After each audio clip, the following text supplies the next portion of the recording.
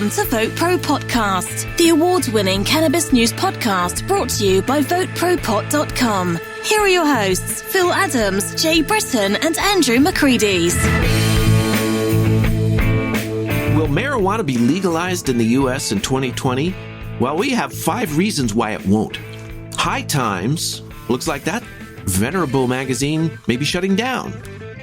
And what are the keys to producing plenty of high-quality medical-grade cannabis? We have these items and others. Hello, everybody. Welcome to our podcast once again. We hope you're having the best, safest, most enjoyable Christmas Eve to date. And we are really, really glad to have you with us during this holiday season. And from all of us, happy Christmas Kwanzaa.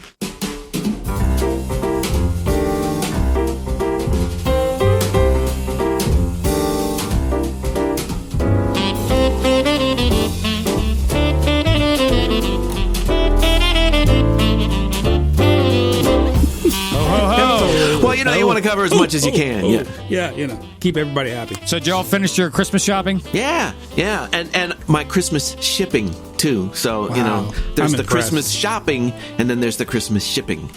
Because you got to get it to where it needs to go. I guess I better get on Amazon. I just got everybody VoteProPot-Cast mugs. And it really does make the perfect Christmas gift. Just saying. Just saying. And it really does help our cause. So if you would like to get your very own Vote Pro Podcast mug, go to VoteProPot.com.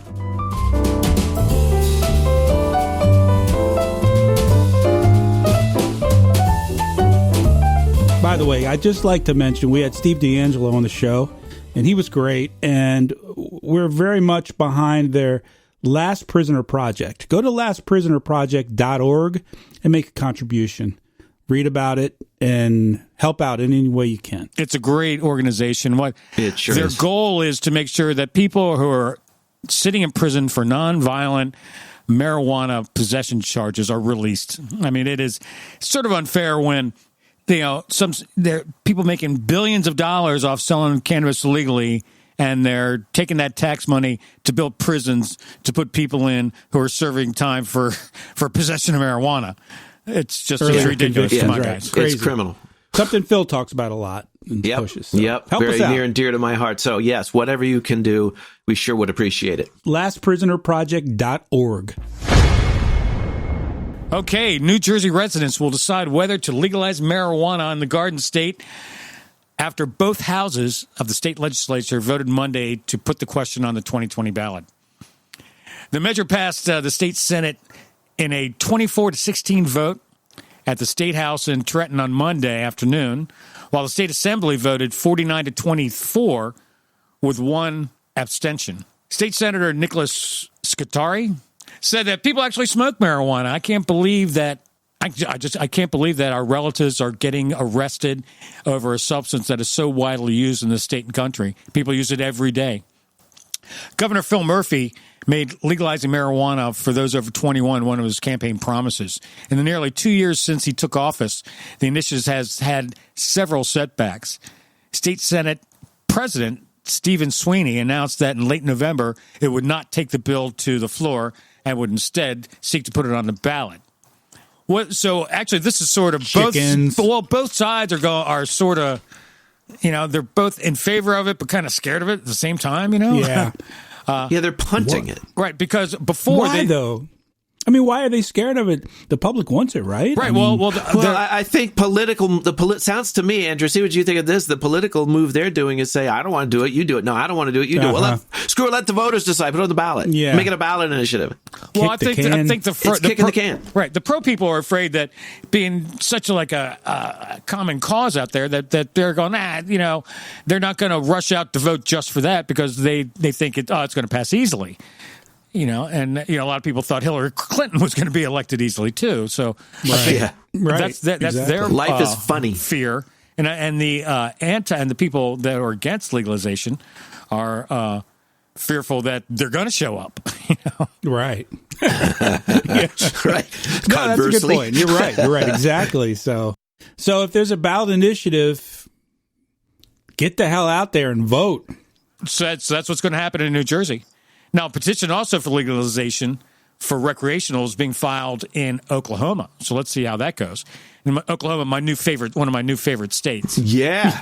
Oklahoma's getting it done, man. Oh, man. Good for you, Oklahoma. And good for you, New Jersey. I mean, however you got to get it done, just get it done. Make sure you get the right laws passed. So what we need to do, people in New Jersey have to get out and vote pro-pot. That's great advice for anyone. Vote pro-pot. Guys, I got a little follow-up on last week's article that I covered about the minor league, the MLB, but the minor league not testing for cannabis starting next year. Right. Well, there's some blurbs around on the internet today and yesterday. I guess both Jerry Jones and Tom Brady were on separate interview radio sports shows, and both of them were asked the question and commented on the NFL. And both Jerry Jones, who, of course, is the owner of the Dallas Cowboys, and New England Patriots quarterback Tom Brady touched on the possibility of NFL's marijuana rule being revised. Really? Brady made similar points when he was asked about the MLB move on the air in an interview a couple days ago. He said, I know there's been talk about the NFL as well, meaning in relation to the MLB. Right.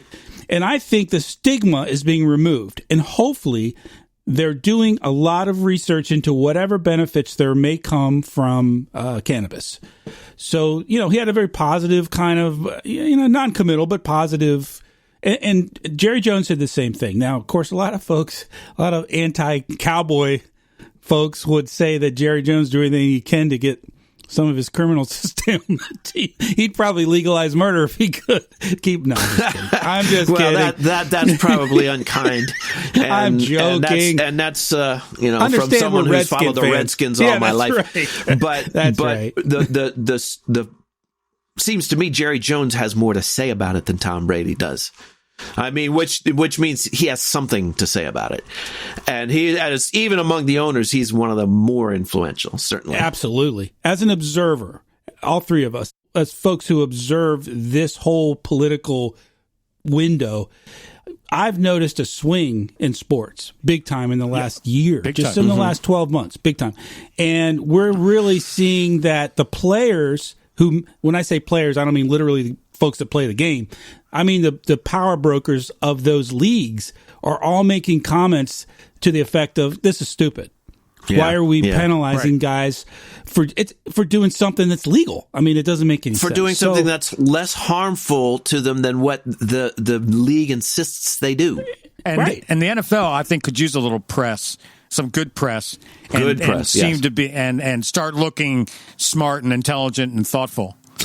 For a change. In the NFL, players that test positive for marijuana, they have an annual drug test. But if you do test positive, you're that stupid. If you test positive, the results can vary in all kinds of fines, suspensions, rehabilitation, depending on how many times you've been caught.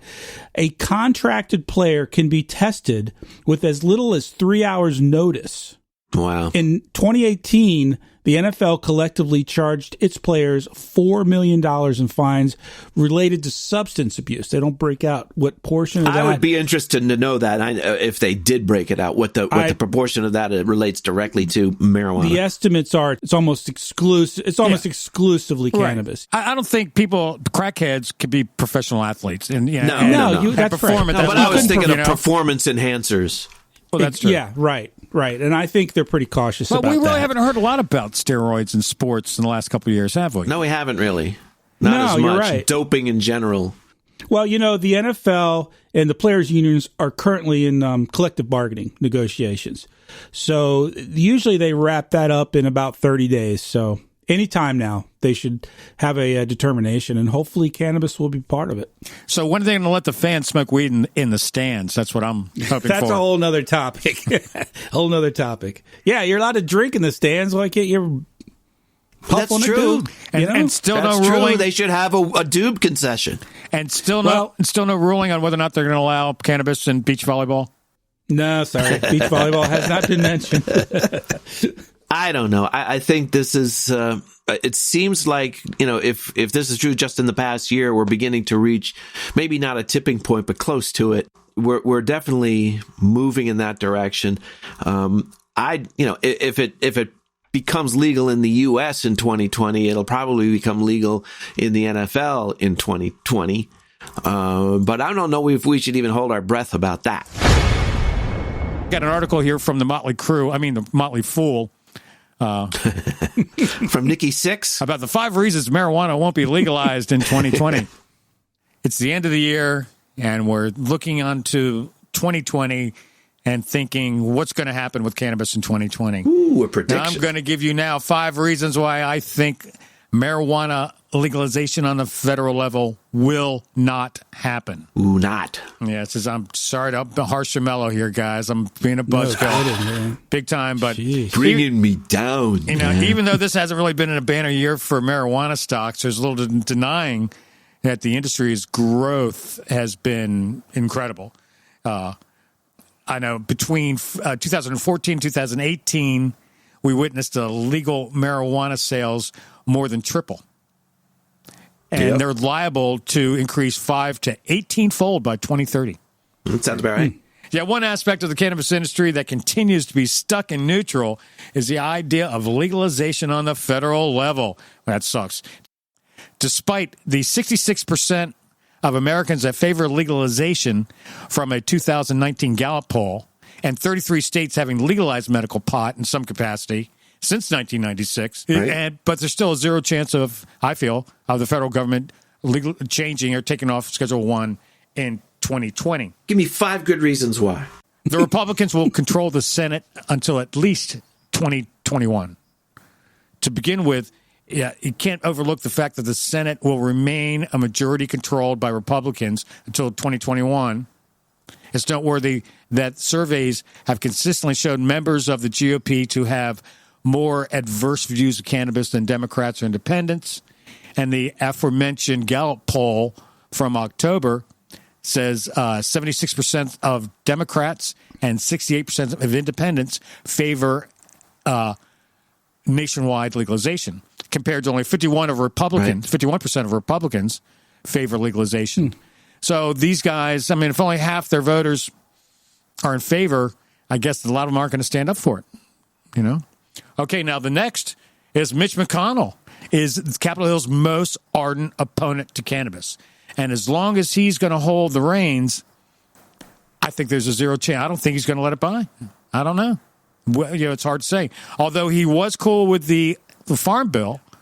Hemp. But, yeah. I don't know. We'll see. Well, I don't know. I think that it remains to be. I don't know if we can just assume. Put it that way. If I was a betting man, I would bet that he's not going to let it through. I wouldn't. I don't know if I'd bet against you. Well, if he does, but I wouldn't bet heavily against you. But put it that does, way. man, there's going to be concessions that I think may not be acceptable.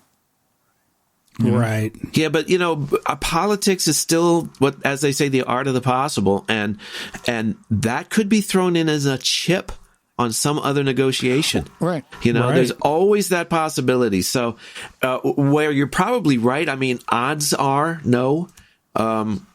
I wouldn't necessarily assume. They say all politics is local, and I think a lot of these congressmen and senators are going back to these areas where highly Republican. And half of them are not for it. And what they want to get reelected. So that's where the problem lies, I think. Yeah, no, their constituents in those far south districts, and they're still polling below 50% in some places. So yeah, they're not going to risk it. Okay. Senators in those districts and Congress people as well. Yeah. They're not. So you got a Republican majority in the Senate. You got Mitch McConnell. Okay. What else? Now, also, marijuana is not a very polarizing issue. A third consideration here is that marijuana, while popular amongst the public, isn't a very polarizing issue when it comes to politics. 2/3 of Americans are in favor of legalization, although a university poll recently stated that most people, though they do agree with it, it's not going to be one of their number one reasons for picking to vote for someone. Only 1 out of 8 people, I think it was, said that. Yeah. Right. So it's not a deal killer for a lot of people. That's why. voters. That's the other reason. Yeah. I think that's now right. Another one, and this was an interesting one. it would create a money problem in D.C. Right. One of the overlooked issues with marijuana legalization in the U.S. is that it would create a cash flow problem for Congress. You see that cannabis-focused businesses in the U.S. are subject to Section 20 or 280E of the U.S. tax code because marijuana is still Schedule I substance. The tax code disallows businesses to sell a federally illicit substances from taking normal corporate income tax deductions. Yeah, but if it went through the Senate, if it made it through Congress and through the Senate, wouldn't that be part of? You would assume that would be part of the law. I would. I don't know. I don't know if that's a safe assumption. No. But if they pass, I think, Andrew. Well, what you said, it sounds like what you're saying is that it's worth more to the feds illegal than legal. It's about $5 billion worth, as a matter of fact. See, that's what happened. All of a sudden, they're going to start bidding now.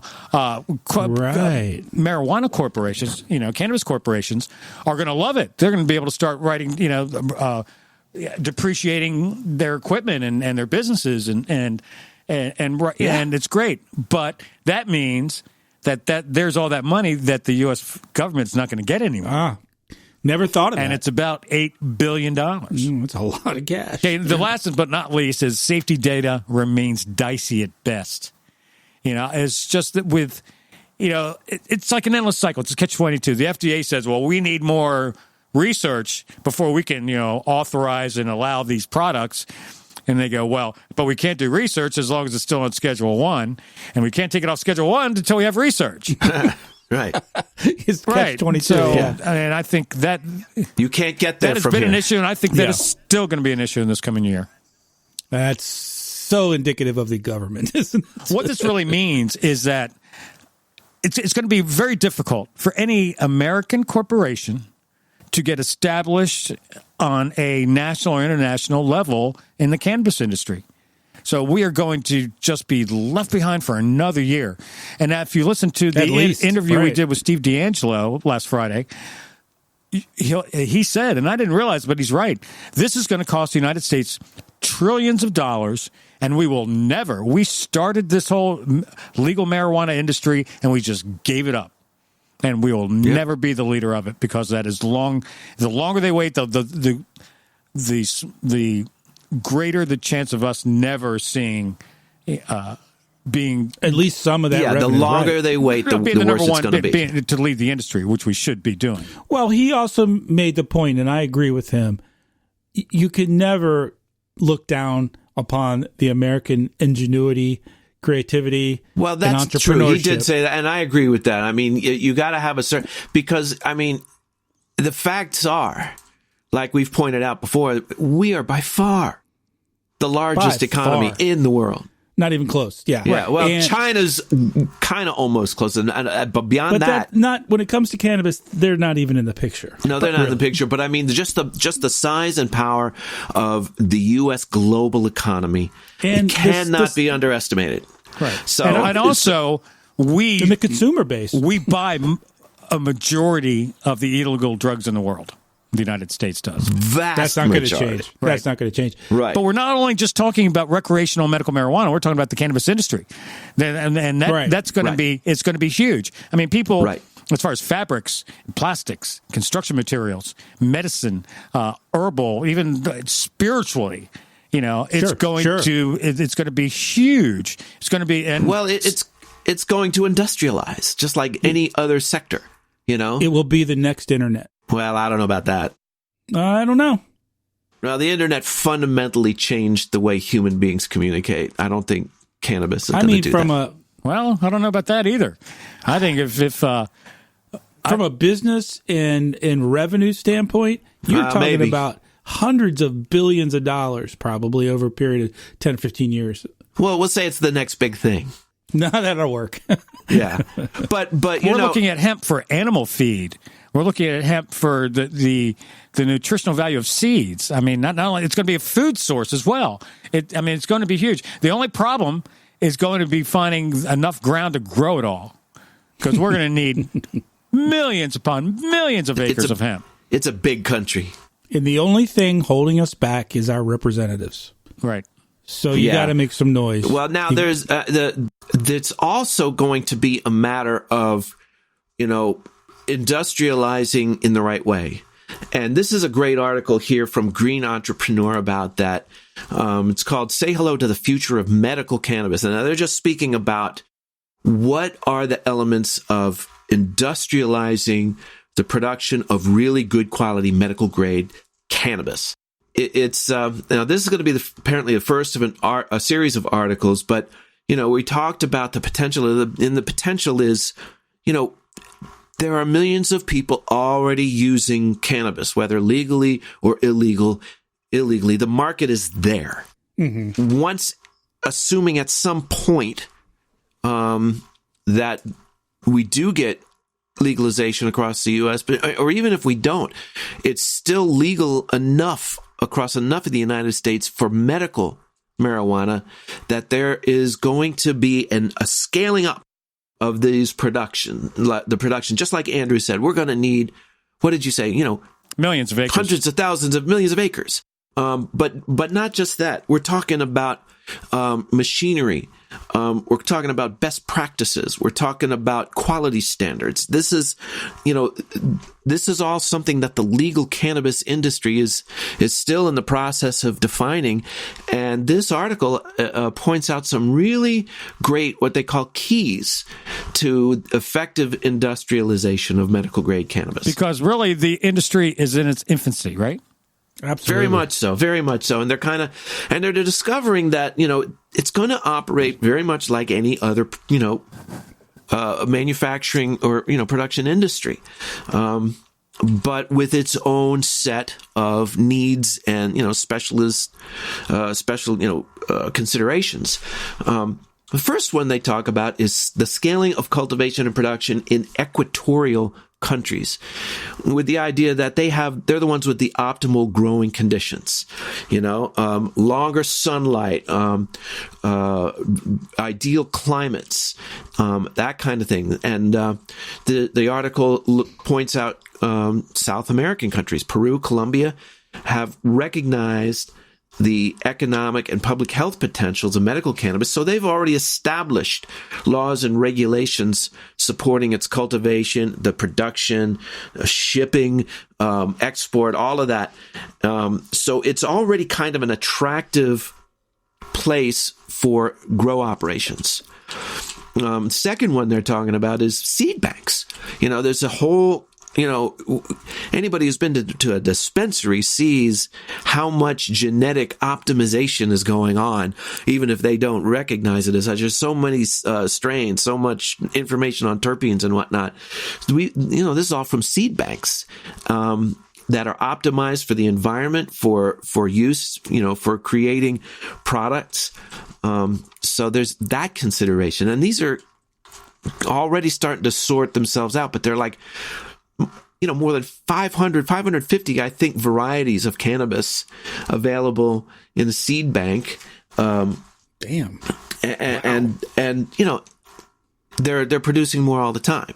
So, breeding can be pretty complex and should be viewed with a long-term strategy. So a lot of this strategy has to be worked out.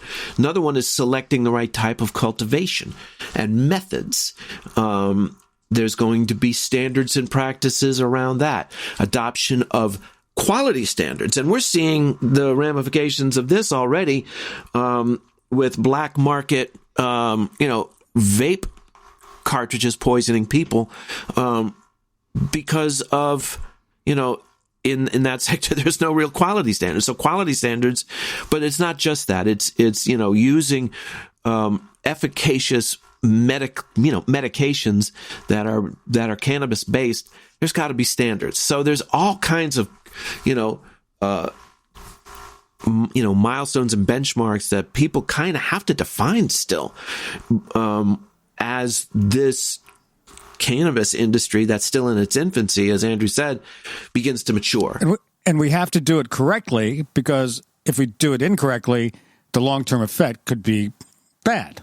Right. And the smart companies are going to pay attention to these things. The smart companies that, finally do take off when the cannabis stock market begins to bottom out and realize its potential. Because I don't think anybody denies the potential is there.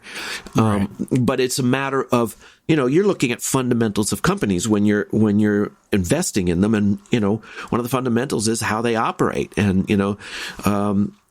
relative standards and quality and whatnot. So all of this stuff are things that are going to be considered, and there's a lot more. Check out greenentrepreneur.com. That's a great website. There's a lot of good stuff on there. I go there every day. That's a really good site. Check out this article. It's called Say Hello to the Future of Medical Cannabis. If you're interested in investing or being in the cannabis industry, there's great information in here.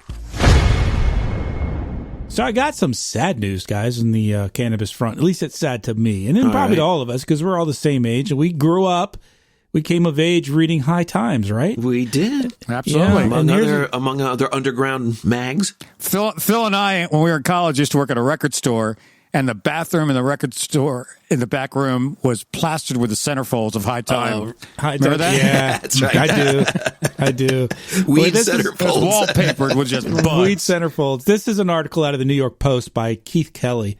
High Times Holdings, which is the company that owns High Times, has warned shareholders in its latest SEC filing that it may not be able to continue operations.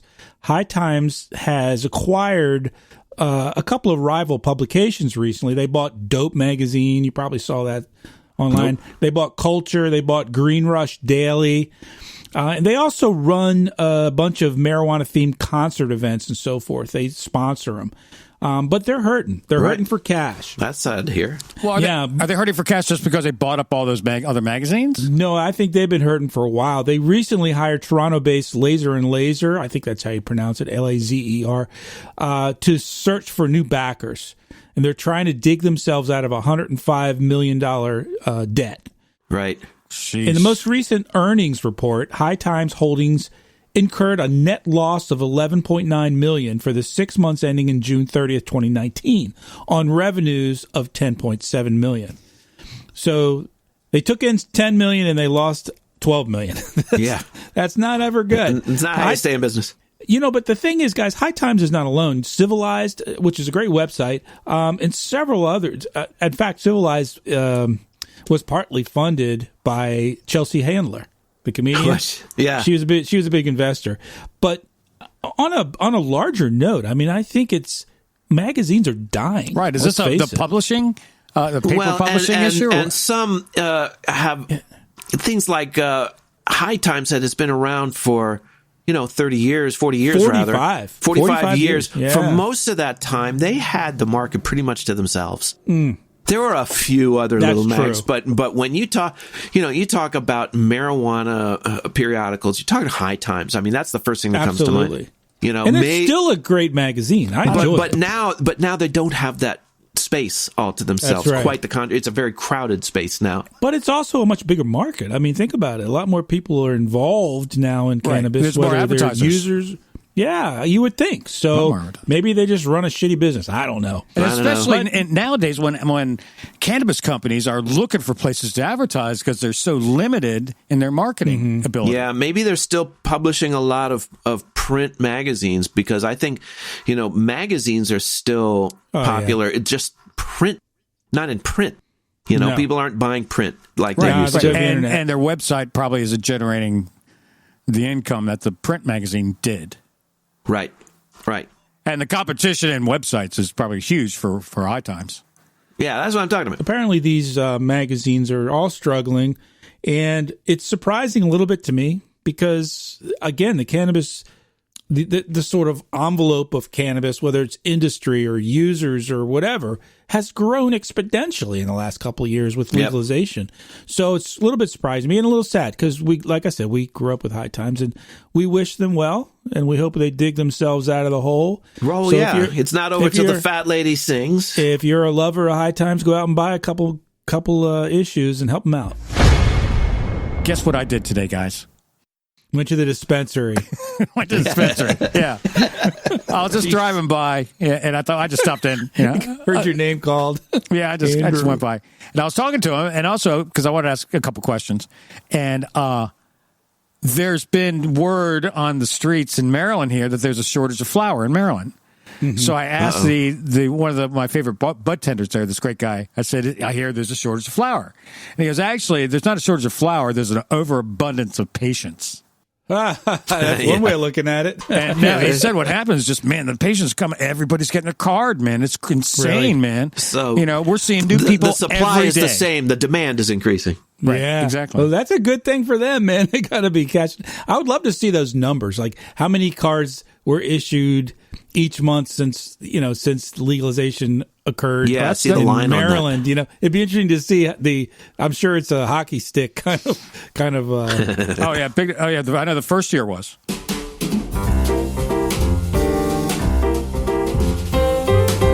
Well, Merry Christmas, fellas. Yeah, and a Happy New Year and Happy Holiday, a Happy Hanukkah for all those people. I guess this is that time of year too. Yeah, yes. Exactly. We're all going to spend times with our families, I assume. Yeah. Yep, I certainly am. And doing a little traveling. Hope we get some good traveling weather. I hope everybody who is traveling gets, there safely and back safely and has a wonderful time. And give your beautiful daughter and her husband my best. And your brothers and sisters, yeah. And as Jay says, he spends Christmas with his family, and along with him, I'll be spending Christmas with his family. And yes, you will. Bring some cookies, bro. I'm making brownies. pecan bars. There you go. Not infused. I'm not making. I'm not baking anything infused. I'm not. That's. No, I'm not allowed to do that here. That's against the law. I can't do that. Absolutely not. Nope. And also, you guys get your own weight. I'm not going to give you mine. So, and because it's the holidays and everybody's enjoying themselves, we're not going to ask you this week to give us a 5-star rating on Apple Podcasts. We're not even going to bring it up. Nope. We're not going to mention. We're not going to mention. That you shouldn't share it with a friend or anything like that. Not now. Nope. It's the holidays. It's not the right time. Time and a place. So we're not going to mention any of that stuff. Or our email address. Oh no, Lord, no. Podcast@VoteProPot.com. We shouldn't even bring that up because it's tacky. I think. I think it's inappropriate. It's frankly. not in the holiday spirit in any way, shape, or form. So that's not happening. We want to tell people to tune in next week for our last show of the year. That's right. That we can tell them. Our New Year's Eve special. That's right. We're going to have our year in review. We're going to have our predictions for the upcoming year. Maybe sip a little champagne. And I think I'm being presented with an award or something. No, I think what we need to do is dig up the tape from last year and see what our predictions were for 2019. Let's see if we were right. Done. Yeah, baby. We'll do that. And then did we make predictions last year? I think we did. Yeah, we did. As I recall, Phil, you said absolutely they're going to legalize in 2019. I think all three of us went south on that one. So fuck it. Yeah, bummer, man. Well, thanks for listening, folks, and Merry Christmas to you. There's so much going on in the cannabis world nowadays that it's impossible for us to even scratch the surface of everything on our podcast. So we share a lot of information on social networking. So go to Facebook, LinkedIn, Instagram, and Twitter and do a search for Vote Pro Pot. Lock me up, find me good, label me a menace to your quiet neighborhood. I don't grow no plants, the state says I can't. That's not freedom,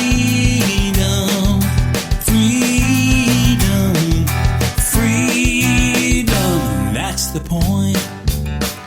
Smoke a bowl, I roll a joint, do what I want. If I hurt nobody, that's the point. And if I want to get high, why shouldn't I? That's not freedom.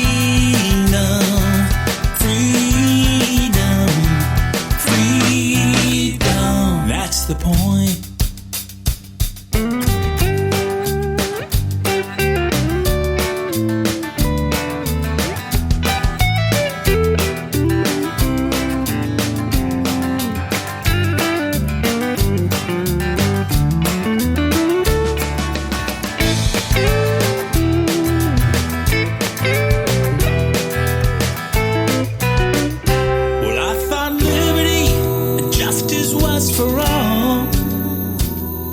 just lobbyists and lawyers in D.C.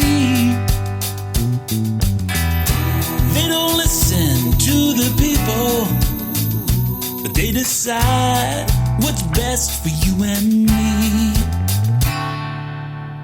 Smoke a bowl or roll a joint.